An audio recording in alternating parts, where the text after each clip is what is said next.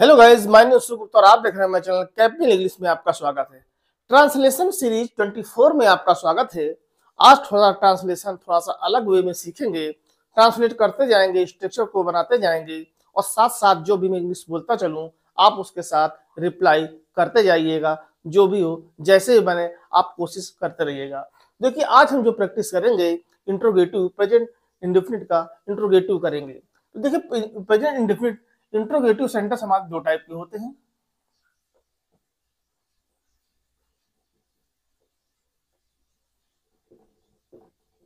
Sentence, ठीक। इसमें क्या होता है, एक जो हमारा होता है हेल्पिंग वर्ब से स्टार्ट होता है और दूसरा हमारा होता है WS वर्ड जिन्हें हम कहते हैं, ठीक है। अब इसमें क्या होता है कि जैसे कह दिया जाए मैं इंग्लिश बोलता हूं, क्या है, क्या मैं इंग्लिश बोलता हूं, क्या मैं इंग्लिश बोलता हूं, यानी जिस सेंटेंस में क्या पहले आ जाए, यानी ये हमारे यस या नो भी क्वेश्चन, यस या नो वाले भी आंसर कहलाते हैं। इसमें आपको बताना पड़ेगा, इसमें आपको बताना पड़ेगा कि आप बोलते हैं कि नहीं बोलते हैं। अगर बोलते हैं क्या मैं इंग्लिश बोलता हूं, तो ये आप कह सकते हैं क्या मैं इंग्लिश बोलता हूं, तो क्या कह सकते हैं आई स्पीक इंग्लिश, मैं इंग्लिश बोलता हूं। नहीं है, अगर निगेटिव नहीं बोलना है तो सीधी सी बात आप जो है डू या डज का प्रयोग करिए और नाउन प्रोनाउन के अनुसार। तो देखिए, इसमें जब क्या है, इसका जब स्ट्रक्चर हमारा बनता है तो हेल्पिंग वर्ब आगे उठ के आ जाती है। पहले हमारी आएगी डू आएगी और फिर हमारी क्या डज आएगी, फिर हमारी क्या आएगा सब्जेक्ट आएगा, फिर वर्ब आएगा और फिर हमारा ऑब्जेक्ट आएगा। तो अब हमारा क्या है, प्रोनाउन के हिसाब से आई के साथ हम डू का इस्तेमाल करते हैं।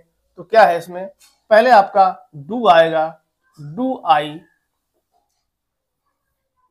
Speak English. तो देखिए, इसमें आपका हेल्पिंग वर्ब पहले उठ के आया। अब इसी में अगर ये हो जाए WH वर्ड किसको कहते हैं, जैसे मैं क्या इंग्लिश बोलता हूं। अब देखिए, इसमें बीच में आ गया तो इसका स्ट्रक्चर होता है, पहले तो आपका WH लगेगा, जो भी है आपका, वाई है, हाउ है, व्हाट है, जो भी WH वर्ड आते हैं आपके, व्हेन है, जो भी आते हैं, इसके बाद आपकी हेल्पिंग में लगेगी। कैसे लगेगी आपकी, प्रोनाउन के हिसाब से। फिर आपका सब्जेक्ट आएगा, फिर वर्ब आएगी, फिर आपका ऑब्जेक्ट आएगा। तो जब इसकी आप ट्रांसलेशन करेंगे तो व्हाट आ जाएगा, आई के साथ डू का इस्तेमाल होगा, डू, फिर इसके साथ आपका ये आ जाएगा स्पीक इंग्लिश, स्पीक इंग्लिश। तो आपने अंतर क्या पाया, क्या मैं इंग्लिश बोलता हूं, डू आई स्पीक इंग्लिश, और मैं क्या इंग्लिश बोलता हूं, what do I speak English. तो ये फर्क होता है। अब इसमें अगर आंसर दे सकते हैं तो आप आंसर दे सकते हैं। तो आप जैसे कह दिए मैं क्या इंग्लिश बोलता हूं, तो आप कह दीजिए यस आई स्पीक इंग्लिश, मैं इंग्लिश बोलता हूं, yes yes I speak English.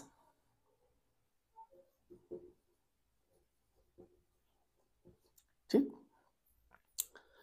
अब इसमें एक चीज ये भी है कि जब आपका आई है, अगर यहीं पे अगर आपका वह इंग्लिश बोलता है, तब यहां पर एक ये आता है वर्ब के साथ यस या यस लगाते हैं। जैसे इसमें आया था वह इंग्लिश बोलता है, तब फिर आपका जब वह इंग्लिश बोलता है तो फिर आपका आया था he speaks English.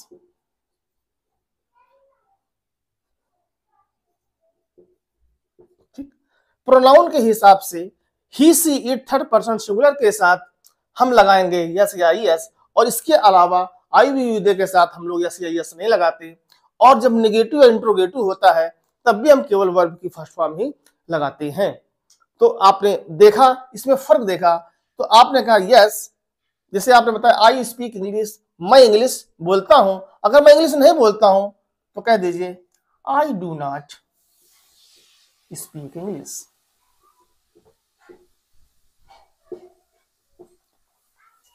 I do not speak English. तो आपने ये ट्रांसलेशन को देखा, इसे कहते हैं आप क्या इंग्लिश, मैं इंग्लिश बोलता हूं या आप इंग्लिश बोलते हैं। तो आप इंग्लिश बोलते हैं तो कह दीजिए यू स्पीक इंग्लिश। आप इंग्लिश बोलते हैं, यू स्पीक इंग्लिश। क्या आप इंग्लिश बोलते हैं तो सीधा सा आप आ गया, यू आ गया, तो क्या हो गया, डू यू स्पीक इंग्लिश। क्या आप इंग्लिश बोलते हैं, डू यू स्पीक इंग्लिश। आप क्या इंग्लिश बोलते हैं, अब यहां बीच में आप क्या इंग्लिश बोलते हैं, अब आ गया what do you speak English. वह इंग्लिश बोलता है, ही स्पीक्स इंग्लिश। क्या वह इंग्लिश बोलता है, क्या होगा, डज ही स्पीक इंग्लिश। वह क्या इंग्लिश बोलता है तो क्या आ जाएगा, वह क्या इंग्लिश बोलता है। अब देखिए वह क्या बाद में आ गया तो होगा क्या होगा, क्योंकि डज लगेगा, ही है, प्रोनाउन हमारा ही है, तो क्या लगे what does he speak, what does he speak. तो इस तरीके से जैसे और भी हम जो ट्रांसलेशन करते हैं, मैं इंग्लिश बोल सकता हूं, आई कैन स्पीक इंग्लिश। मैं इंग्लिश नहीं बोल सकता हूं, I can not speak English. क्या आप इंग्लिश बोल सकते हैं, कैन यू स्पीक इंग्लिश। क्या आप क्या इंग्लिश बोल सकते हैं, अभी देखो बीच में आ गया तो क्या आ गया, what can you speak English. तो इस तरीके से जैसे मैं उससे मिलना चाहता हूं, I want to meet him. मैं उससे मिलना चाहता हूं, और I want to meet him. वह मुझसे मिलना चाहता है, he want to meet you. वह मुझसे मिलना चाहता है, ही वॉन्ट टू मीट मुझसे, ही वॉन्ट टू मीट मी। तो इस तरीके से ट्रांसलेशन हमारे होते हैं। और जैसे इसमें हमारे प्रेजेंट परफेक्ट में अगर हम चले जाएंगे तो जैसे कि आप रेडी हैं, मैं रेडी हूं, आई एम रेडी। मैं 2 दिन से तैयार हूं, आई एम रेडी। मैं स्कूल जाने के लिए तैयार हूं, I am ready go to school. अब मैं 2 दिन से तैयार हूं, तो अब देखिए मैं 2 दिन से तैयार हूं, तो इसमें क्या आ जाता है, हमारा कॉन्सेप्ट हैज या हैव का आ जाता है, हैज या हैव का आ जाता है। और फिर हमारा क्या हैज हैव और प्लस हमारा बीन लग जाता है। जब कहीं समय से दिया हो, जैसे मैं 2 दिन से तैयार हूं, तो क्या होगा, I have been ready, I have been ready for 2 days. तो यह प्रेजेंट परफेक्ट कॉन्टिन्यूअस का सेंटेंस हो गया। अब इसी का आप इंटरोगेटिव बनाएंगे तो क्या आप इंग्लिश, क्या मैं 2 दिन से तैयार हूं, क्या मैं 2 दिन से तैयार हूं। अब इसमें क्या होगा, व्हाट आगे आ गया, क्या मैं 2 दिन से तैयार हूं, तो आपका हैव, क्या मैं 2 दिन से तैयार हूं, हैव आई, यहां पे बीन लगा दीजिए, have I been ready for 2 days. ठीक है, मैं 2 दिन से तैयार हूं, तो have I been ready for 2 days. I के साथ हैव लगता है, इस वजह से हमने इसमें लगाया have I been ready for 2 days.